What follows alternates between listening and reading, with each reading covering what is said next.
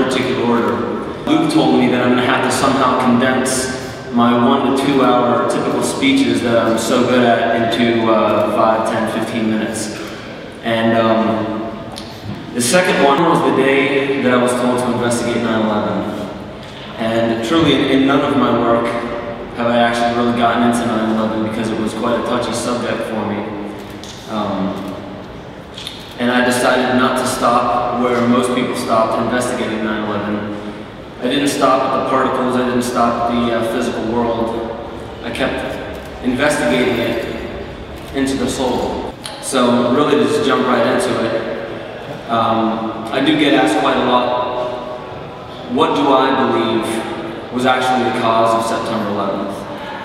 And without getting into facts, figures, dates, details, numbers, things like that, really what I believe, and I hope all of you can remain a little bit open. I don't really try to boost my popularity by telling people what they want to hear. I try to speak from the heart and make it out of my conferences and my presentations alive. So, I truly believe that in some way we have lost our humility as a species. We have lost our sanity in some ways. And what I mean by that is we haven't even understood, we have lost the ability to understand in some way, shape, or form that we as a species and all other species are symbiotic. We are dependent, utterly dependent upon a balance of nature. And that balance of nature is so important that we are tipping it to one side because all we see is life, all we see is prosperity, all we see is growth, and we forget that nature has a sister, and it's an inevitable sister to growth, life, and prosperity, and that's death, destruction, decay. These things that we typically look at as evil and negative, but it's a product of nature. If you were to step off a building and hate gravity because it brought you down to the ground and killed you, who do you have to blame? Are you going to blame nature? So, what my work actually gets into is I get quite a lot of people asking me, what can we do from this point on to prevent another September 11th from ever happening? And in many ways, as I said before, I try to look past the physical. I try to look past the names, the dates, the figures, the facts, the numbers. What I actually look past, because I'm not even really interested in answering that question anymore, because I'm actually interested in what lies behind that question, what actually drives that question. What I see actually driving that question is fear and paralysis in many ways. The fear is within all of us, because many of us know what happened. We may not know all the facts, figures, dates, and numbers, but we know how it affected us.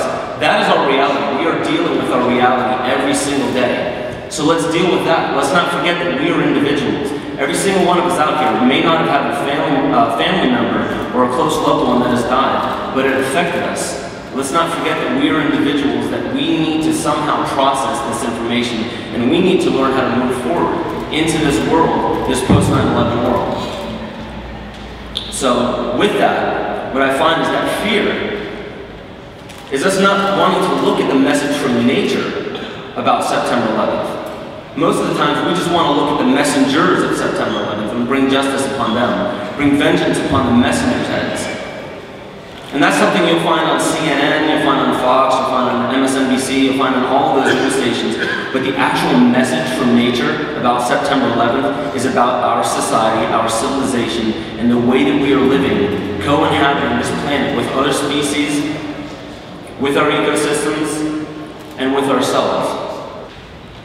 So beyond that, I believe we can learn quite a bit from September 11th. And I'm not talking about the political or the religious ideology. None of that. We can actually learn about the subtle messages of nature from September 11th, because I believe September 11th actually woke us out of our insanity for a brief moment. Just for a very brief moment. So we actually, for once in our lives, saw the world in the condition that it actually is.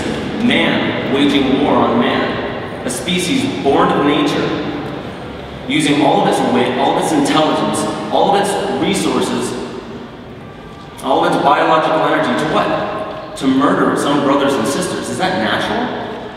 Not at all.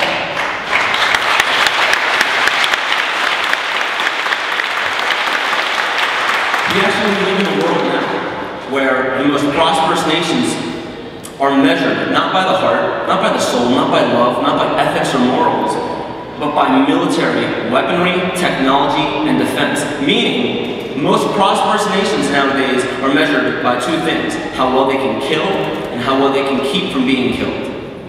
This planet is an organism, whether you want to agree with that or not. This planet is alive, it is conscious, it is aware of what's plaguing it. And right now, our behavior, not humanity, but our behavior in many ways is plaguing this planet. And we see the effects of this all around. And we can do something about this. We will do something about this. But first, we have to be real about what's actually happening. In many ways, we think that situations and the actual conditions of this planet are getting better. But when I look around, I actually see that there's more famine, poverty, slavery, bigotry, hatred, racism, sexism, separatism, moral depravity, ethical poverty, depression, hopelessness, anxiety, despair, fear, panic than ever before. And mostly, what I also see is the fact that we haven't even solved the most basic of human issues, because we're convinced that somebody, somewhere out there, preferably a politician, a lawyer, a doctor, a scientist, a philanthropist, somebody's going to take care of this problem for us. So all we have to do is just sit back and just sit in our recliner and take care of the problems that really matter nowadays. Should I watch Jersey Shore or 2.5 Men? Or Rescue Me?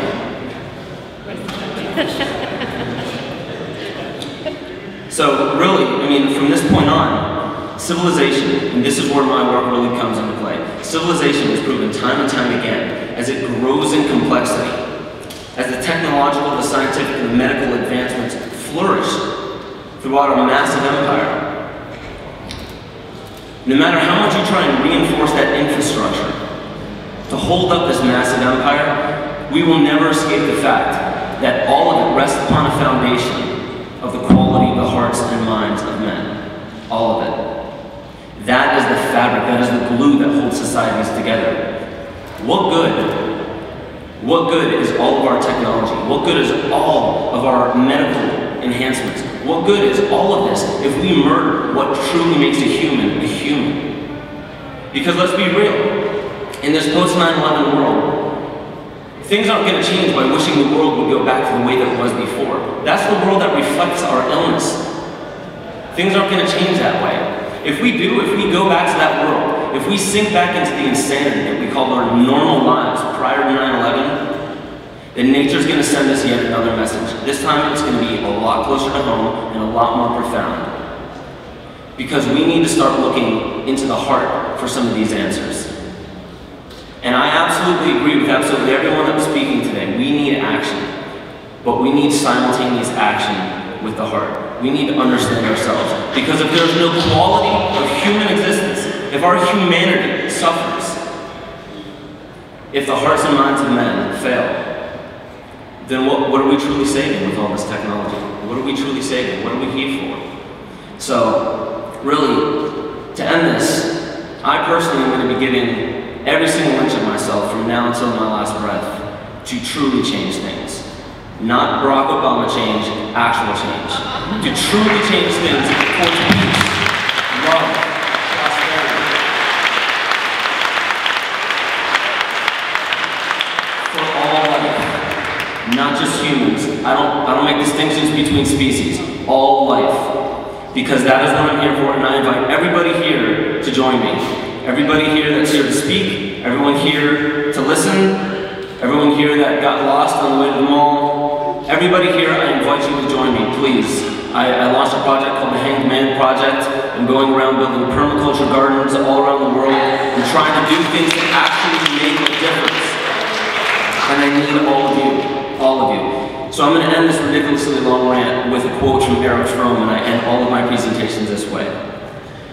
Love is the only sane and satisfactory answer to the problem of human existence. I'll say that one more time, and please let it sink in. Love is the only sane and satisfactory answer to the problem of human existence.